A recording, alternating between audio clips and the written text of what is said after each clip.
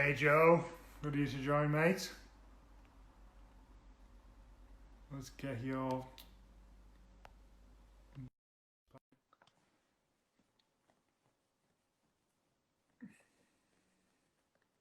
Hey Hassel, hey Nathan, how you doing?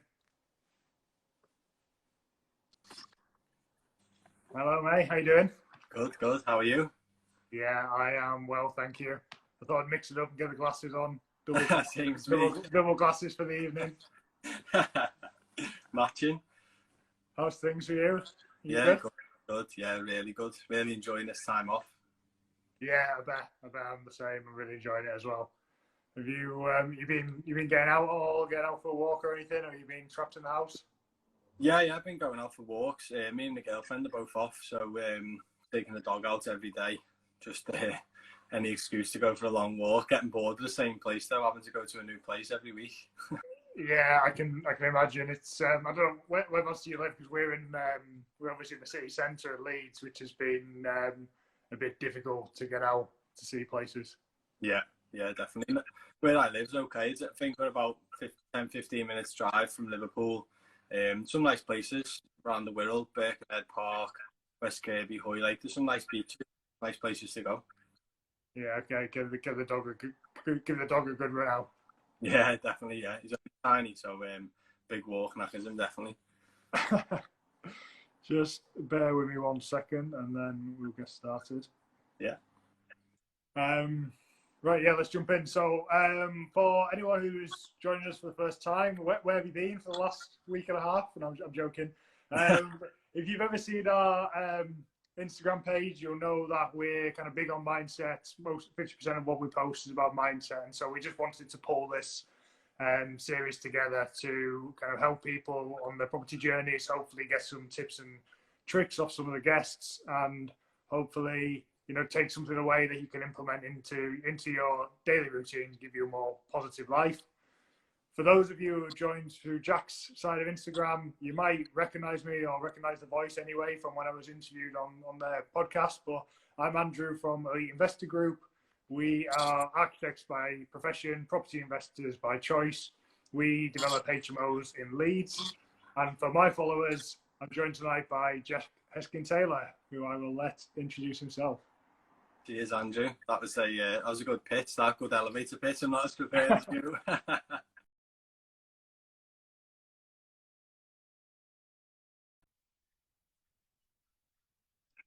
Has it gone off? Yeah, you still here, mate? Can still hear Yeah, you. I think it dropped off. Then it might have been me. So me and my business partner Joe McCarthy, we are deal sourcing in Liverpool and the Wirral. We met last year. I've been involved in property about 2 or 3 years. Bought my first one off my nan and granddad. Property that they owned, they sort of helped me out with it, encouraged me to buy it. One a rental that they'd had for a few years, they sort of encouraged me to get started and get on the ladder. Yeah. So I bought my first property about 3 years ago. Didn't really understand what I was doing. Didn't really understand the market or how to, control the property or rent it out, find tenants and stuff. But I got quite lucky, and I've just got the second one.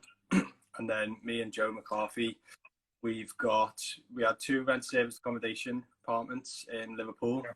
We got rid of one just before COVID came. Yeah. Lucky there, really, really, really lucky. And yes, we're just focusing on sourcing deals. We tried the sort of rent and service accommodation strategy because we wanted the cash flow, shiny penny syndrome. We really wanted to get that, big cash flow that everyone talks about from service accommodation. Yeah. So dream a bit. Just decided that's not the strategy going forward. Definitely not what we're looking to do in the long run. Hopefully purchase some properties and focusing on the deal source and build up a bit of cash flow and start to build our own portfolio together. Yeah, mega. Okay, that's good to hear. It's good to hear you being honest about the kind of shiny penny syndrome, but then it's even more refreshing to then hear you say, actually, we assessed it and realised that it wasn't necessarily what we wanted, and have moved away from it. What Yeah. was that an easy decision? Was it, were you tempted to persevere with it because you put the effort in, or was it easy to walk away? I think because there was two of us together, and we, you know, come to a lot of decisions together. If I was on my own, I think I probably would have definitely just binned it straight away, just sort of been like, oh, I'll give it a go. But with being with Joe, we sort of persevered a bit more, and tried to make it, the ones that we've got, make them work. We actually went and met Anthony Laville. Have you seen Anthony on or heard Yeah, of him? We went and met Anthony, and he told us about at the start of his journey. And basically, he got into loads of rent-to-rent deals, like managing blocks and students' accommodation and stuff, if I remember right. And he basically said when he tried to get out of those rent-to-rent deals and start purchasing and get into developments like he's doing now, he said he lost a fortune. He lost a lot of money trying to get out of them deals, but he had leases and contracts going on for years.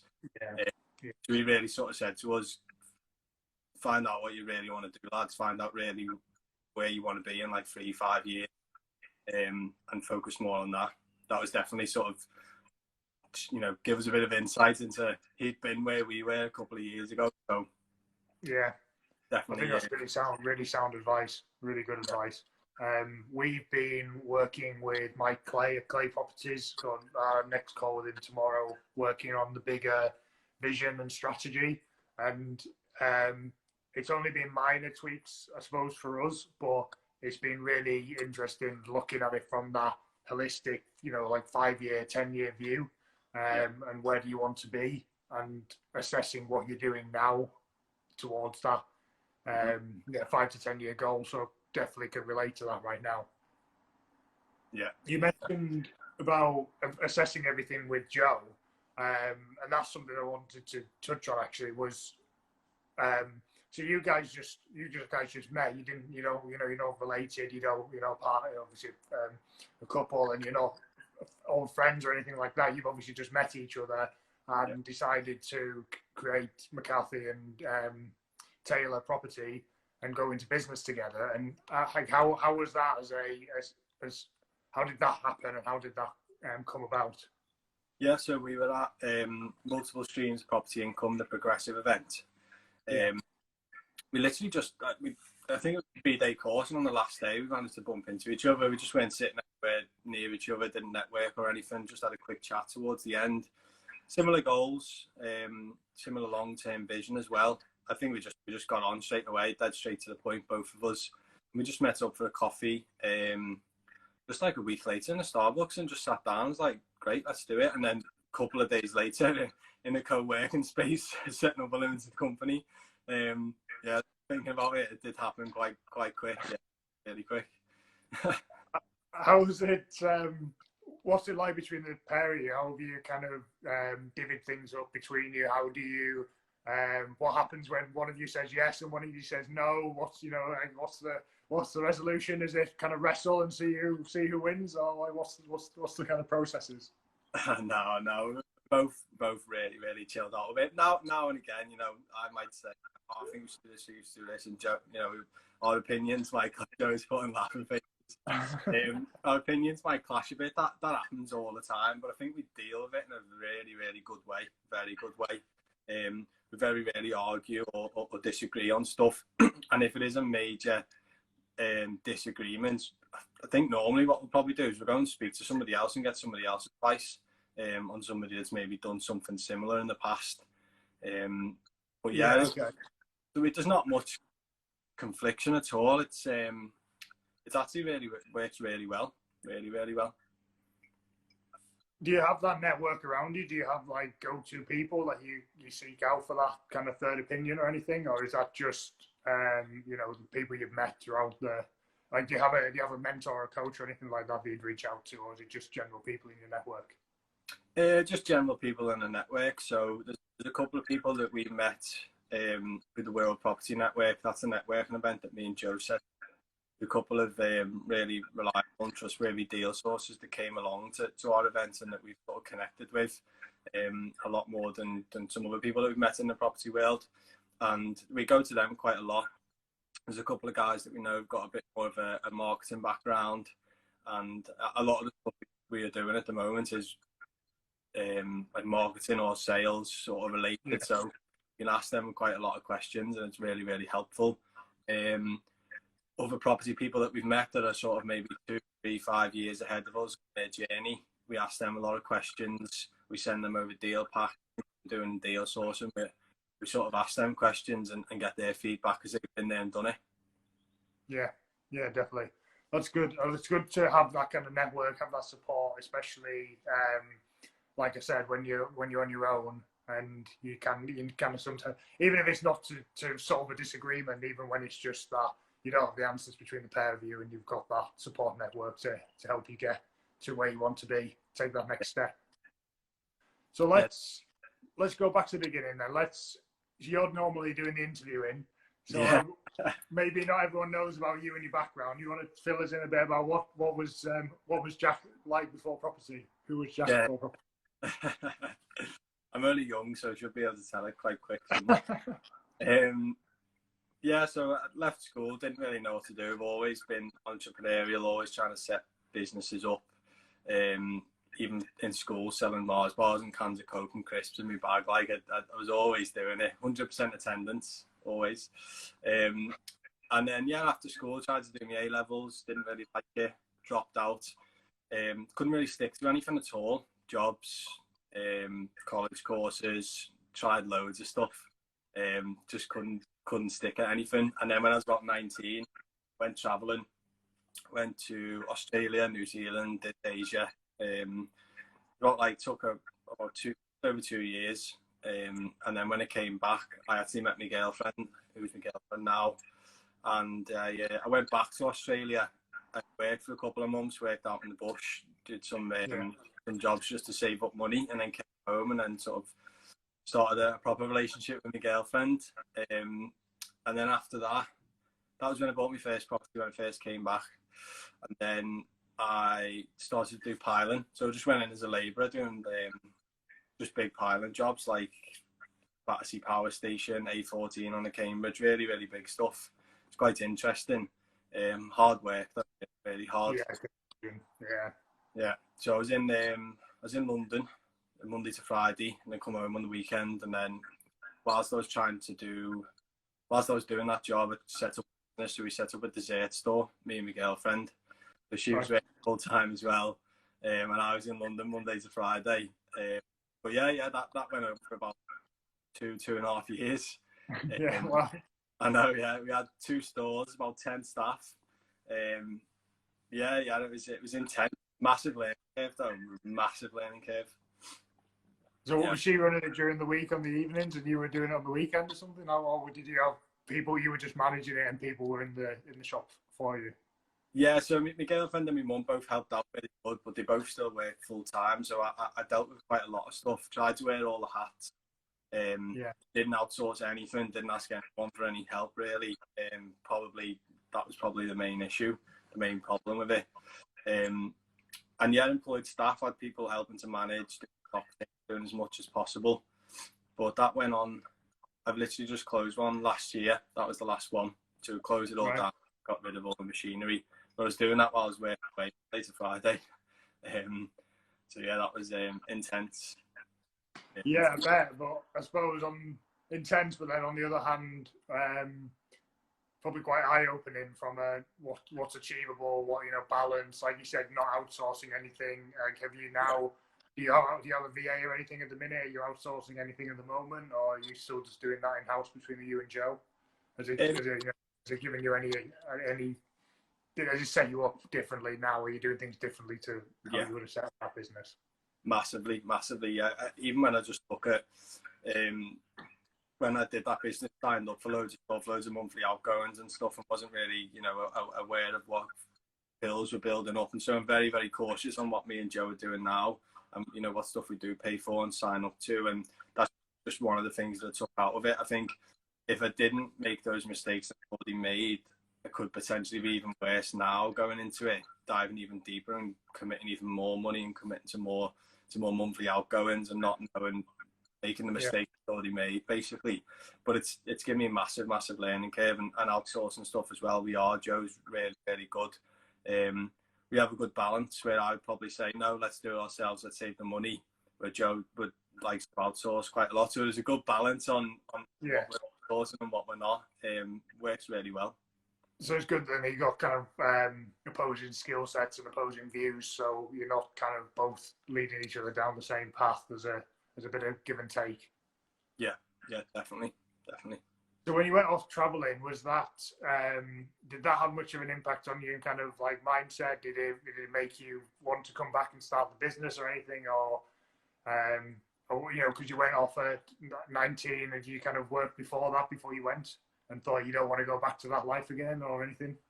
I think before I went away, I think what I was focused on in life probably, like, you know, just going to the gym, wasn't really focused on getting my own house or doing anything like that. And when I went traveling, it definitely changed my mindset. And I think I come back a completely different person, to be honest. Probably went to Scally and come back a bit more sensible. Yeah, definitely. Massively changed me. Best thing I ever did.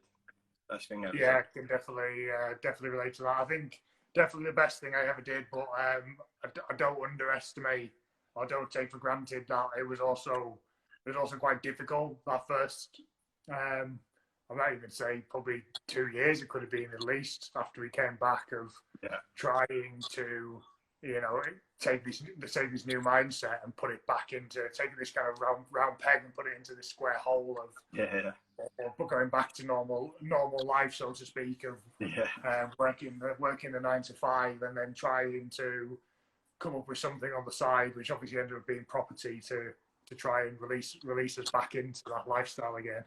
Yeah. So when you came back, and obviously you came back, you said you were labouring.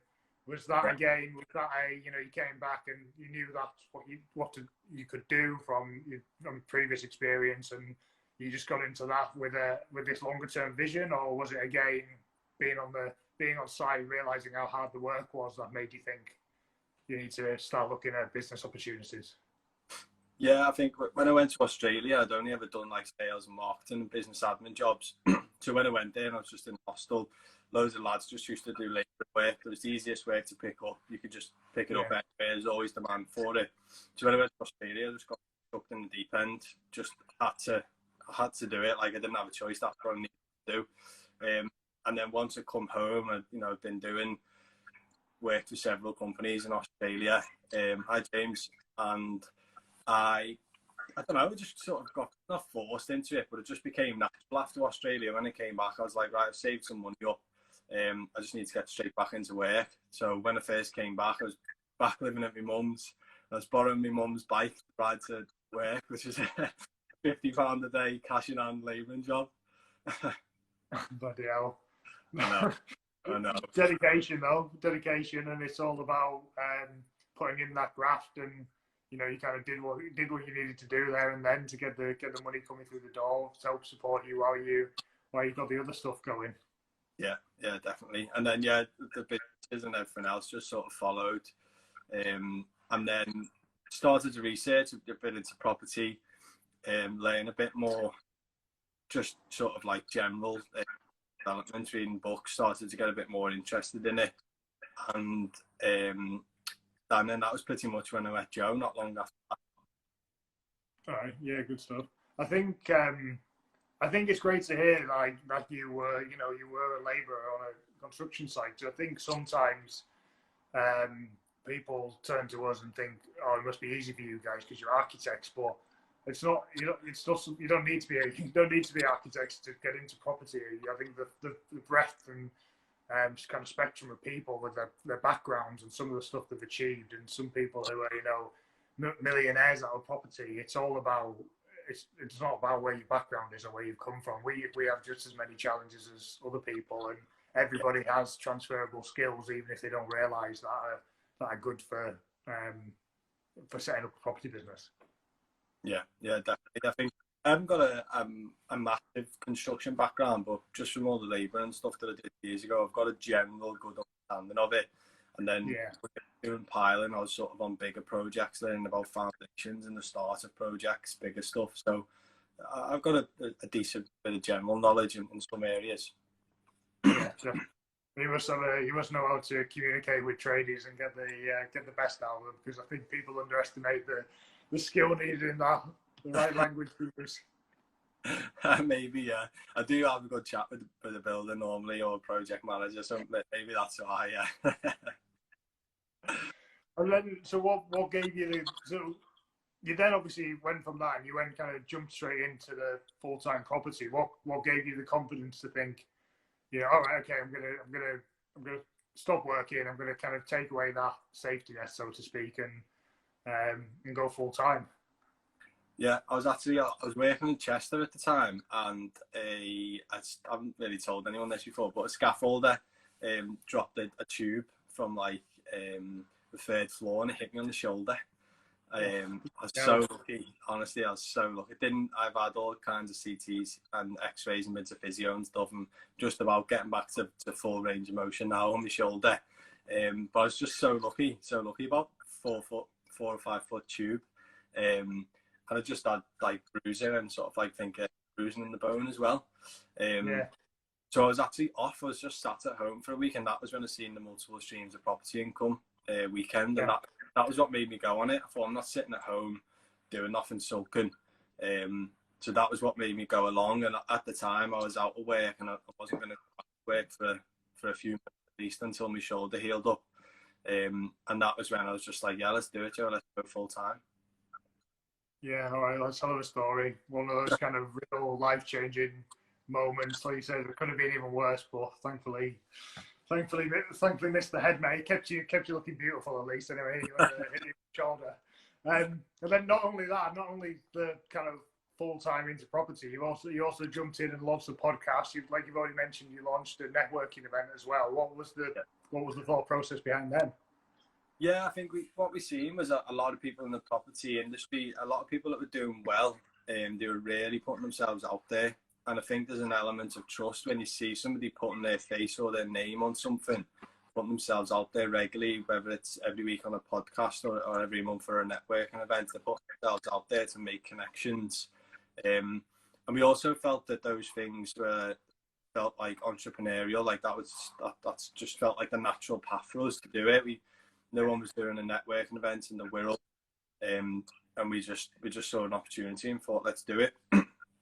And the podcast, I mean, not much thought went into that either. We see people like Tej, and see what they're doing, and we were just like, let's do it. There was no real plan or what we were going to do. We said, let's just start recording and let's put a bit of a personal brand together and let's just do it.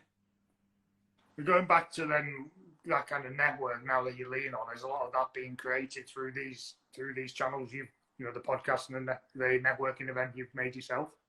Yeah, definitely. Really, really, really has. That wasn't the intention. Part of the podcast was obviously to better ourselves and learn more and speak to more people and get as much advice as possible, but at the same time share it with as many people as possible. But yeah, a lot of the connections from the networking event of the podcast as well. I mean, we had one potential development that we were looking at, and we contacted yourselves, didn't we? Just to get your advice on it. Yeah. Should I ask if that went anywhere? Didn't go anywhere. No, vendor wouldn't budge on the price. Right, it's got development potential, so they're asking for over $500,000 for. Yeah, it's not worth it. Doesn't stack up. Yeah, no, it's good if you can. Again, you're willing to. We have a look at it for you, and you're willing to look at it and walk away if it's not going to work for you. That's good. I think that's great that you reached out to us and asked if we wanted to get involved with the podcast, and then really enjoy doing that, and then it's made a good contact there that you can reach out to, and you don't necessarily have to do that through obviously interviewing someone on a podcast, but just reaching out to people, networking, asking if you can keep their number and get in touch with them when you want to ask a question, and you build that support net around you. Yeah, it's definitely been massive for us. I think by doing the podcast and the networking event, it feels more natural for us now when we're contacting people and looking to set Zoom calls up or just grab a coffee. It's become a lot more natural. I think if we didn't set the podcast or the networking event up, I don't think we would probably approach as many people and ask for advice. Yeah. Okay. All right. I get that. I think it's a nice way of bridging that gap with people, I suppose. You know, do you Yeah. want to come on the podcast, and as opposed to um, some people who might get not be as comfortable doing, you know, meeting for brews or whatnot, having phone calls with people they don't know. Mm-hmm. So one of the reasons why I reached out to you and was really keen to get you involved was last time we spoke, and what I've been seeing of you on social media is you were really getting into your meditation. You were doing long spells of meditation in the morning, you know, Yeah. an hour and a half. And I was really interested to see how it was developing from kind of, you know, 10 minutes up to these kind of really long stints. And interestingly enough, when I then did reach out to you, it seems to be more that you're necessarily moving away from it slightly. Is that a fair representation of it? Yeah, definitely. I use the Headspace app, so I think my friend Paddy recommended it to me. I think somebody else, maybe Ted, a couple of people maybe recommended it as well. I think Joe, my business partner, Joe's doing a morning routine where he'd ask himself, you know, certain questions about what your long-term goals are, why you're doing it, loads of questions about your life and why you're getting up to that, and what are you going to do to be the best version of yourself. So just created like a bit of a morning routine. So I'd do meditation, I would listen to gratitude visualization on YouTube. I'd listen to that whilst I was stretching, and then I would literally ask myself a list of questions. They're really, really basic, but I'd do it every morning. I did it for a month, and then on and off for sort of a second month. And then after that, I just felt like I was in a much better place in my mindset. I just sort of knew generally that that's what I was focused on now. Obviously, I did feel like I had to keep it up. A lot of people do say you should do it every morning. You should keep doing it. You know, routine equals results, and they go on and on about how you should be and what you should do to be successful. Yeah. But yeah, just doing that just opened my eyes so much. It made me feel a lot less emotional when trying to get involved in stuff and getting tied up in tasks that I didn't want to do, and massively helped me massively. So if anyone was thinking of doing it, but you know, maybe didn't have enough time in the morning or wasn't sure if they could keep up with it, even just maybe doing it for 7 days on a run might help. It massively helped me. Yeah. Okay. And so, when you say that you kind of did it for the, you know, couple of months, are you still doing it, or have you scaled it down a bit more now, or what's the routine like now? Scaled it down a lot. I still use Headspace, use it sometimes in bed to help me relax, go to sleep. I seem to come alive at night, struggle to sleep. I'm always doing work, sat up all night like it. I suppose that's just me. But yeah, I still use it from time to time, and I think it was weird. It trained me like not to be as emotional. I was like a very emotional person, would get really emotional about debates or, you know, maybe a small argument with someone massively. But I think after I spent that time meditating and learned how to do it, I just sort of lost it. It like wasn't as emotional at all. I still get it a bit now, but you know, now and again I might listen to a bit of Headspace and chillax and remind myself. But just changed my mindset completely. I can't really explain what it did for me. Just a massive shift. And so, some of the things that you've then kind of removed, did you remove them because you looked back at them and thought actually they weren't that successful, or that you just felt like it had run its course and you didn't need it anymore, so to speak? No, not necessarily. A lot of the stuff I took quite a lot of it out, but generally, like if I was driving in the car to the office or wherever I was going, I'd start to think about stuff like that. So in the morning, I would naturally just think about those things anyway, and I had stuff on my desk, and it still had sort of had the same impression in my mind. I wasn't physically, you know, sitting down for an hour and running through all the stuff. I still had started to have thoughts every morning, and it just changed a bit. A lot of that really worked for me. You know, Joe did a list of questions, and I changed the list of questions that were more suited for me and what I sort of wanted focus on. And then after that, what did I do? After that, I did, I think I read it in Rich Dad Poor Dad. So I think I can't remember what it was called. I don't know, I can't think what it was called off the top of my head, but I basically wrote out on a big white all my current assets, current liabilities, whatever I want to track, goals, whatever I want to achieve. And I wrote all that down on a big board. And like even now, I was updating it every month, but I haven't updated it now, but I know roughly in mind where I'm sitting and where I am. Just putting all that stuff out visually for me to see it massively helped. That's interesting. So are you big on that in terms of the cash flow? Because we were asked this on podcast lately with James Sota about cash flow forecasting, and it's something that I'm really important to us and really important to me. And I look at it, I try and look at it every month, if not every 6 weeks, if I'm a bit late on the deadline, but definitely looking at where we are each month and where we're going to be. I think it's vital. Yeah, massive. A couple of days ago, me and Joe sat down with our accountants and we mapped out just roughly on a spreadsheet some figures, what our estimated costs are going forward.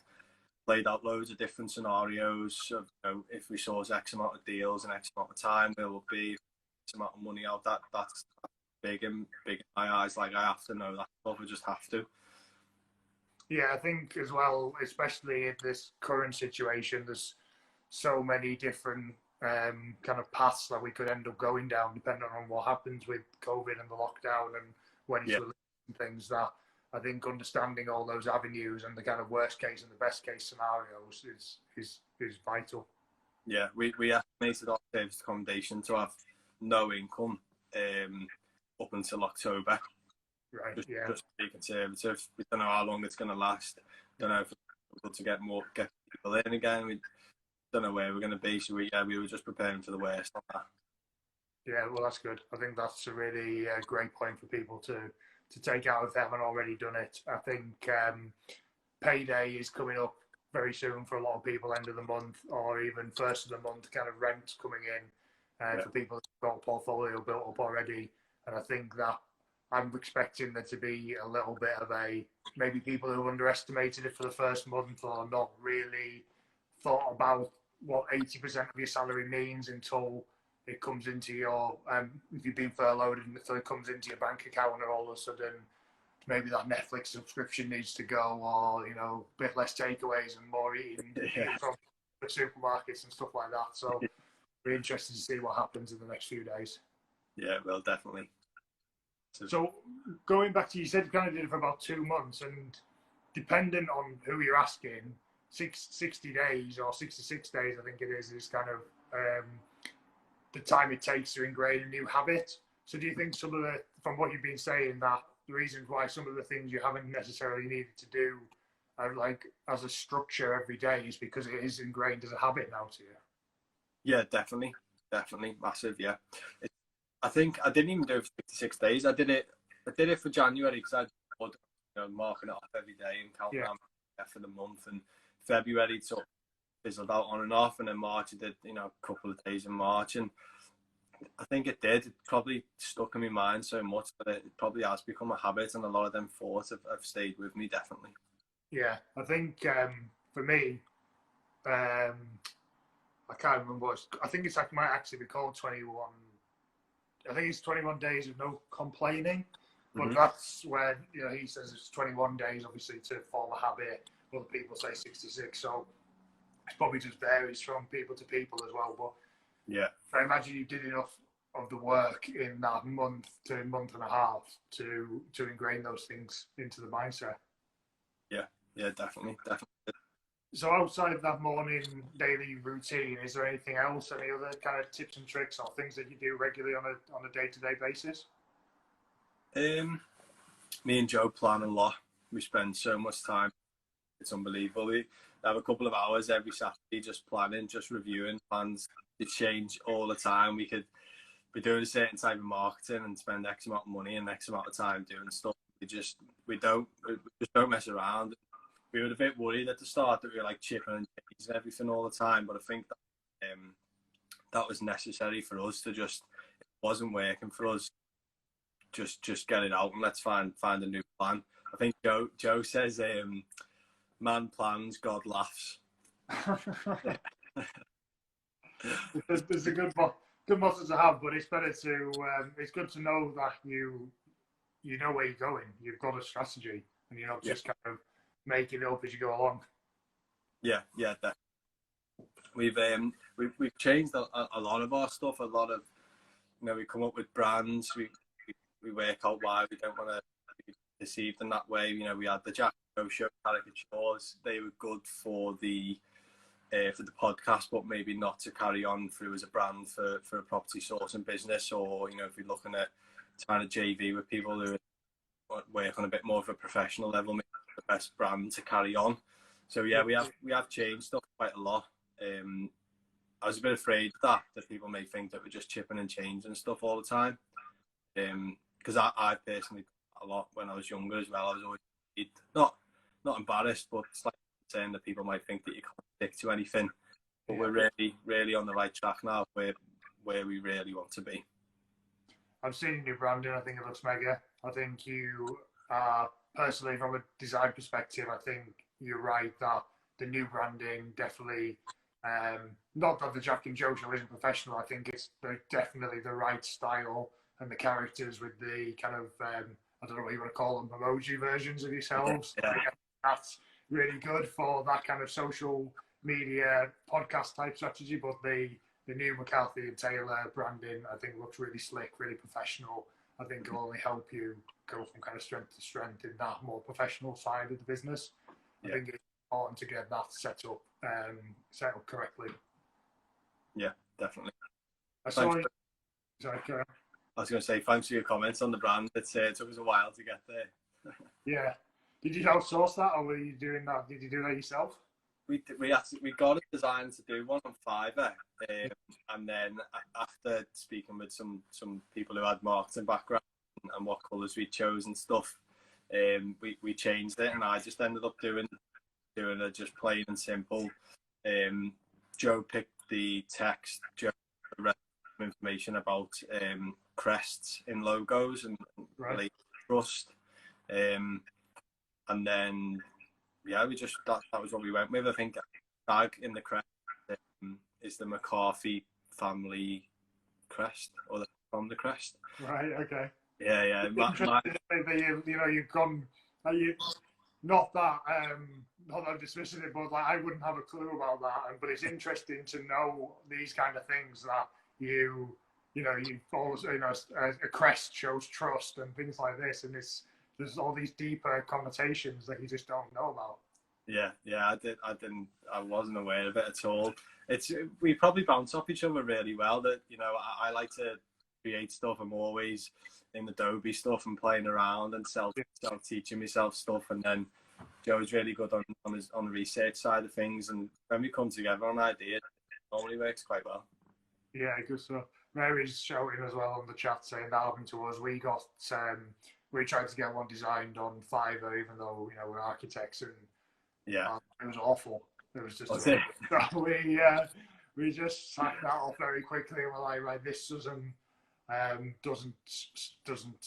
sell us as as how we perceive ourselves and our background in design and things like that, and just moved over. There was one that we quite liked, and we're like, oh yeah, maybe we could work with this, and then discovered that it was the most generic logo, it just taken the most generic symbol that when you looked at it, must be the generic Fiverr.com logo. Just can't go down that route. I saw your video earlier today with your kind of business announcements, which was good, nice and exciting for you. I was also interested to, hear you talking about how productive you've been during the lockdown. I just wondering if you've got any tips or advice of anything you've been doing during lockdown to make the most of this time. Yeah, so me and Joe, we've done it's just a basic, just a G sheet that we shared with each other so we can see both editing and how we're planning our week. So we spent hours doing this. We basically wrote down the three main objectives of the business. So one was the estate agency, one was to carry on sourcing deals, so to basically generate direct vendor leads, And then the third one was to carry on building our investor database and just build up the amount of qualified investors in our CRM system. So we basically had them three, sort of the three main objectives down, and we listed all of the tasks that we needed to do all of those three objectives. And then we just pinpointed which ones we had to do physically, we needed to do, and what tasks we could outsource to a VA. Yeah. Then we just listed all them tasks, and then we categorized them into the most important, sort of like, which was like green, and then medium, which is orange, and then low important tasks that not necessarily don't need to be done right now. They don't take priority. And then we color coded our weeks to make sure that 80% of our week is essentially green. And then we basically plan out a week and how much green we want. We planned out what type of hours we're going to work. So I sort of work better in the evening. Not a morning person at all. I've just decided to accept that for lockdown. I still get up, but I just don't operate as I do in the evening. I just don't. So I've just wrote that off as personal time in the morning, and I have sort of a couple of hours in the afternoon, then a couple of hours in the evening again. I've just broken it up. But that colour coded system's been massive for me, and massive for Joe as well. As soon as you start focusing on them silly tasks that you shouldn't really be focusing on, don't take priority, you can see your week just starts to fill up with some orange and red. Really easy to keep track of it, really, and we can keep track of each other as well. I think spoke with Matt McSherry last week about knowing when you operate the best, and it's good to know. It's good to hear you say that you've realised that and you just accepted it. Because me and Mary both, we're like more like night owls. We work better into the evening. I'm not a morning person, but then I still really struggle with that kind of guilt of not, it's 11 o'clock and I haven't achieved anything yet. Whereas I do need to be more like what you're saying and just accept that it's 11 o'clock and that's fine. And my brain hasn't started functioning yet, so don't worry about it. And we'll, I'll catch up into the evening when most people have switched off. Yeah. It's nice to hear you're the same. Say that again? It's nice to hear you're the same as well. I worry about it. No, definitely a night owl. And then as well, even when I try and fight it, it still slips back. And then as well, Mary's again saying that's what we need to do. I think we do. Like, that sounds mega with the planning of your week out, because I think it's quite. Well, there's two sides of it. One, that's quite easy to get those lower tasks into the into the forefront and getting priority, but then also we can quite easily just get in the zone with something, which isn't necessarily always bad, but we do something for too long and we aren't moving on to onto the other jobs that need to be done. And so one job's been done to death and the other 9 haven't even been started yet, which is quite a common thing for us.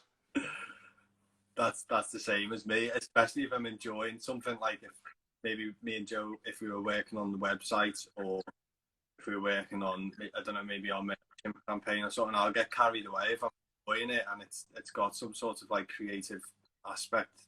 I'll do it all day for days until Joe might that really priority, or should we do this instead. So the colour coding thing worked really, really well for us, definitely. Yeah, I might have to hit you up afterwards for a bit more detail on that.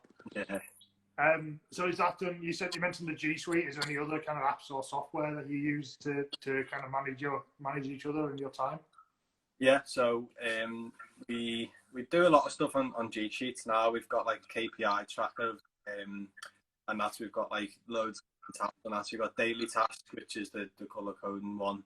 We have like weekly goals and targets if there's any like certain amounts of leads that we need to generate, or investors we want to add to the CRM. And we do the same for monthly, so it's all there, all on the same G sheet together. Then we also list, we just basically asked ourselves why we're starting business and what we want to achieve together, and we sort of generalised everything we were talking about into about 8 points. So when we go into our KPI tracker, in the first column, it's in big, bright colour, big, huge letters on exactly what our why is and why we're doing it. So it doesn't matter what spreadsheet you're in, it's always on the left and you can always see it. It's always there to remind you. That's a really great tip. Yeah, and just to keep us going as well. You know, there's stuff in there like support your family and prepare for medical emergencies. Like we just generalise things, build an empire, provide hope, provide jobs, loads of little things that we are really focused on. I absolutely love that. I think that's a great tip. I used to have motivational quotes on a loop on my desktop screensaver, but that was when I was in my last job and I was hating life and having to remind myself why I was going there. But I definitely need to bring that back. And I think putting it into your files, especially those, not just something motivational, but that reason why. I think that I've never heard that before, and I think that's an absolute gem of a tip for people. Yeah. People in the chat, if you've got any questions, start sending some stuff through, and we'll try and get a bit of Q&A in before the end as well. Paul McGee, who I know you know as well, is saying he's exactly the same as the pair of us. That he's kind of putting pressure on himself during the day for not getting stuff done when he knows that the magic happens in the evening. Yeah. I don't want to know what the magic is, but hopefully it's something work related. So, have you got a favourite kind of one-liner or motto or quote or anything like that you sticks with you or you live by? Not really. I did try and think of some today. I think some of them that sort of are a bit funny and that I do think of all the time is I think I don't even know if I'm going to say it right. You don't know what you don't know, and all the time we're discovering new stuff. Also, you know, when some people say if you're not making mistakes, you're not learning. Me and Joe have made so many mistakes so far, but the learning curve has been huge, massive, really big for us. Do you think that's when you say mistakes, you mean is that from like just getting out there and taking action as well, and whether if it goes wrong, it goes wrong, then you, like you said, just learning from it? Yeah, definitely. That's probably one thing that me and Joe are really good at is once we've done a little bit of research and we're like, okay, this has got legs, this could go, we should probably focus on this a bit more. We're really good at just not worrying about it or thinking about it too much. We do just get started.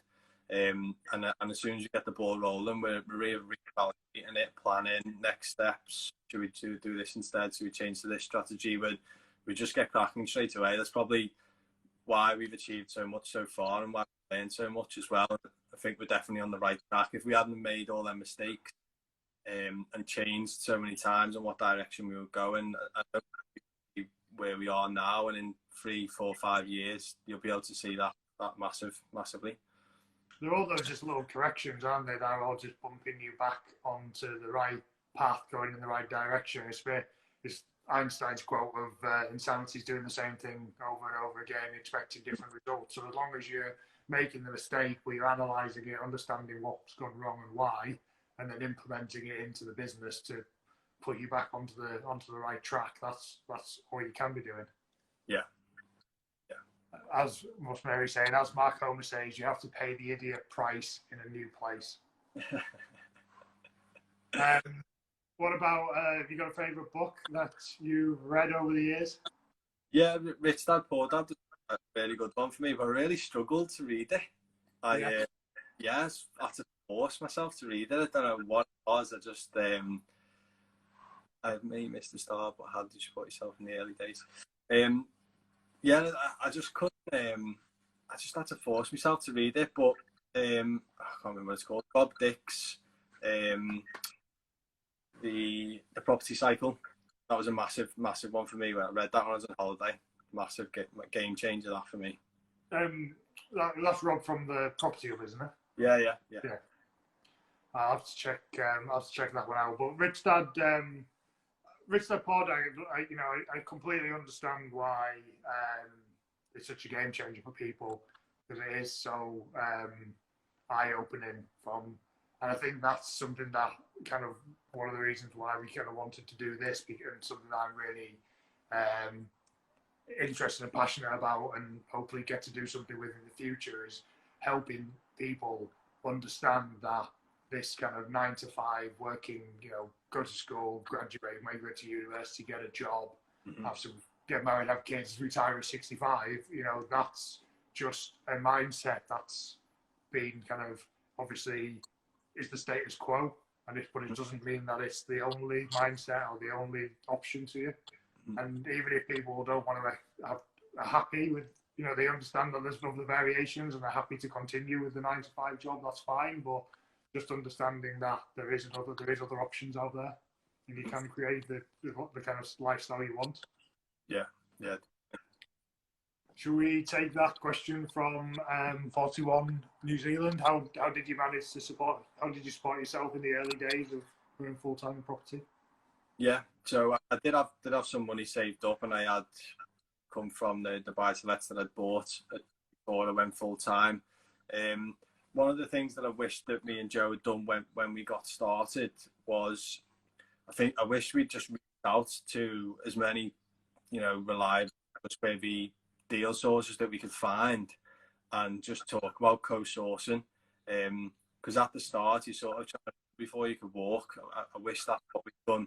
We explored so many ways of bring income in, viewing only service. We were really going to push that at one point, and when we started to really crunch the numbers, that didn't really stack up. But to answer the question, I did have some money saved up as a bit of a cushion, and so did Joe as well when Joe came over from Ireland. How does that jumping into deal sourcing and kind of learning how to run before you could walk type thing? What was do you have any advice from that perspective in terms of keeping yourself motivated and keeping yourself going when it maybe feels like you're swimming against the tide? Yeah, I think if I had tried to set up a deal sourcing company or tried to get started in deal sourcing on my own, I think it definitely would have probably dropped out after a few months. I think I would have really struggled to justify spending all the money to become compliant. And I think me and Joe did it together. Lots of, not time wasted, but sort of spend a lot of time with investors who weren't ready to pull the trigger. Spend a lot of time on deals, trying to make it a deal that wasn't. I wish that we just, I don't know why we didn't. We spoke to a couple of deal sources, but I wish that we, had really not pestered somebody, but messaged someone a couple of times, send them a few emails, and just say, listen, can you sit down with us? Can you spend some time with us? Because people will do it, and if anyone approached us now, we'd happily do it. I just don't know why. I feel like everyone sometimes doesn't reach out for the help and advice when you really need it. I don't know. Do you think that's partly because most people come into this from a kind of corporate of an ordinary working environment where it is more dog-eat-dog, race to the top, and it's not about that kind of helping community, which it definitely exists in property? Yeah, definitely. Probably hit the nail on the head there. Yeah, the property community it's a crazy community. I've never known anything like it, or known so many people to share so much information with competitors in the same area and the same business. It's unbelievable. When you say about co-sourcing as well, would that have, did you feel like, the way I'm understanding that, correct me if I'm wrong, is that because you were finding deals, but you maybe didn't have the network of people to push it out to? Yeah, so we had like a couple of investors that we knew had X amount of money in the bank and they were looking for a certain type of deal.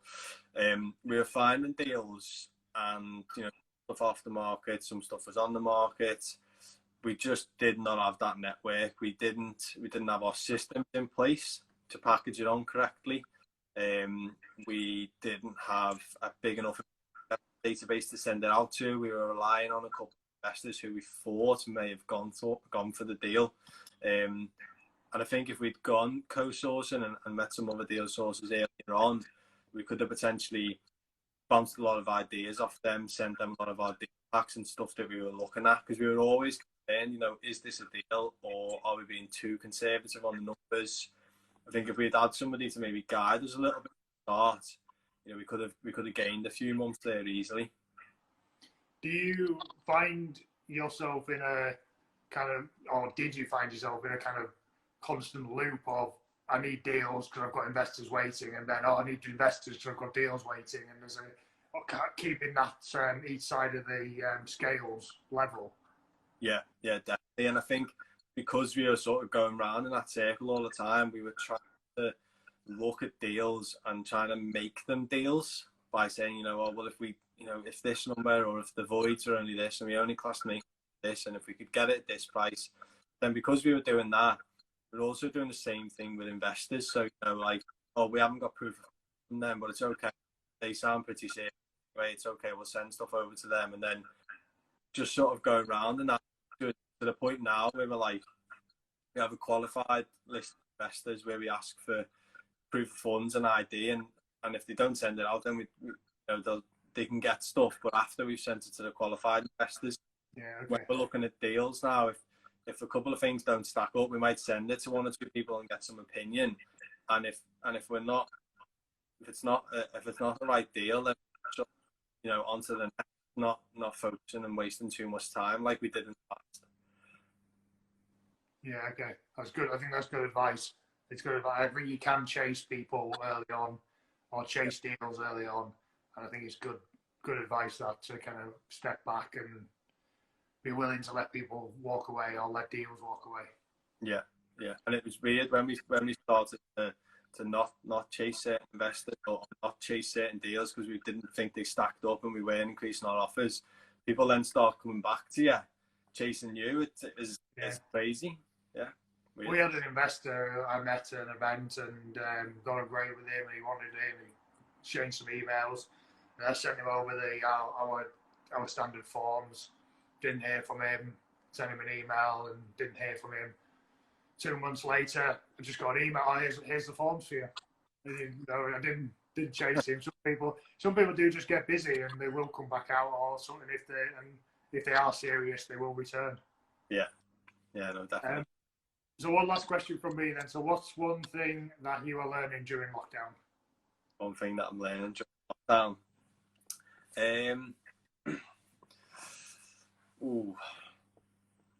Learn how to be more productive. Definitely. I've got so much time. There's no rush. You know, me and Joe are always like diving head first, trying to do everything as possible. Now I'm actually having this time to sit back and be like, actually, I'll leave a couple of them tasks. Let's have a little bit of a chat about it. Whereas me and Joe, we spend hours on the phone talking about stuff and discussing stuff. And because we're not in such a rush to carry on packaging deals, and because everything's slowed down a little bit, really give us time to focus on what's important. And I think we'll probably take that with this going forward as well. Just relax a bit more and take it a bit slower. I think property is a really interesting one where it's either all guns blazing, you've got to get something done immediately, or then it's like, I can't do anything because I'm waiting for the solicitor, I'm waiting for this, and you know what I mean? Like, everything's out of your hands and you just need to sit back and you just need to accept that. You know, okay, you might problem or whatnot, but you can't physically do anything. And I think if you can take that forward post lockdown, I think it'd be great for you. Mm-hmm. Yeah. We've got about a minute remaining, mate. Do you want to tell anyone where they can find you, get more information about you, podcast, etc.? Yeah, so the Jack and Joe Show, business and property, that's mine and Joe's podcast. You'll find us on iTunes, Spotify, Stitcher, or wherever you find your podcasts. We've also got YouTube channel. You can connect with me on Facebook, LinkedIn, it's Jack Heskin-Taylor. Instagram, just Jack Property. Or you can check us out on our website, mccarthyandtaylor.co.uk. Mega, mate. Hopefully some people will come and get in touch after that. Thought that was great. Thought there was some really sound advice in there, especially really property related stuff as well. I thought it was great. Yeah, okay, that's great. Thanks very much. That's all right. One last question, 30 seconds, which Mary's put in. Have you got any recommended apps? Oh yeah, you asked me that before. Did I just completely go off the question? Mary wasn't listening. Podio's CRM system's been amazing because you can create your own apps in it and build your own mini CRM. It's really good.